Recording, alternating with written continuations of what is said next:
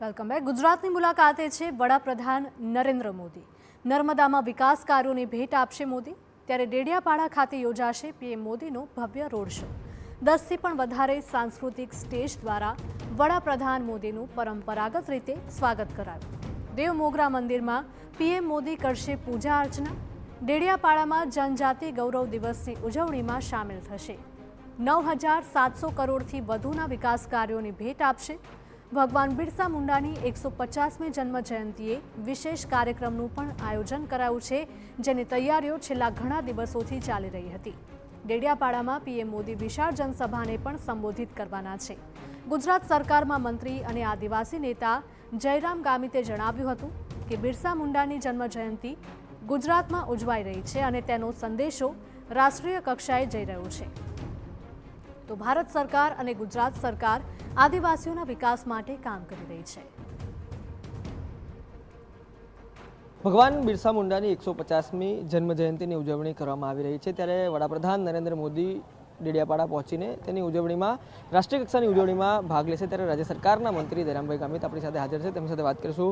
સાહેબ, રાજ્ય સરકારમાં મંત્રીપદ અને ત્યારબાદ આદિવાસી બહુલ ક્ષેત્રમાં એક ખૂબ મોટો કાર્યક્રમ જેમાં પીએમની ઉપસ્થિતિ, ડેડિયાપાડાથી સીધો જ શું સંદેશ? આજે ડેડિયાપાડા ખાતે દેશના યશસ્વી વડાપ્રધાન નરેન્દ્રભાઈ મોદી સાહેબ જ્યારે ડેડિયાપાડા ખાતે આવવાના છે ત્યારે સમગ્ર ગુજરાતમાં આજે ખુશીનો માહોલ છે.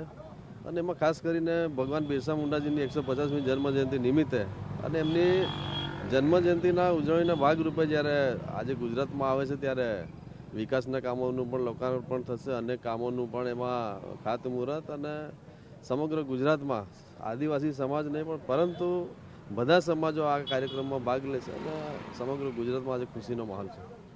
ખાસ કરીને આગામી સમયે ચૂંટણીઓનો સમય છે, એ ચાહે સ્થાનિક સ્વરાજની ચૂંટણી હોય કે પછી 2 વર્ષ બાદ વિધાનસભાની ચૂંટણી હોય. ડેડિયાપાડા અને આ આદિવાસી બેલ્ટ ઉપરથી સીધું શું પ્રયાસ વડાપ્રધાનનો અને ભારતીય જનતા પાર્ટીનો રહેશે? ભારતીય જનતા પાર્ટીની સરકાર ફક્ત ચૂંટણી હોય છે ત્યારે જ કાર્યક્રમો કરે છે કે એવું નથી, પણ કાયમ માટે પ્રજાની સાથે રહીને કામકાજ કરે છે. એટલે આ કાર્યક્રમ પણ કોઈ ચૂંટણીલક્ષી અત્યારે નથી, પરંતુ સમગ્ર ગુજરાતના લોકોને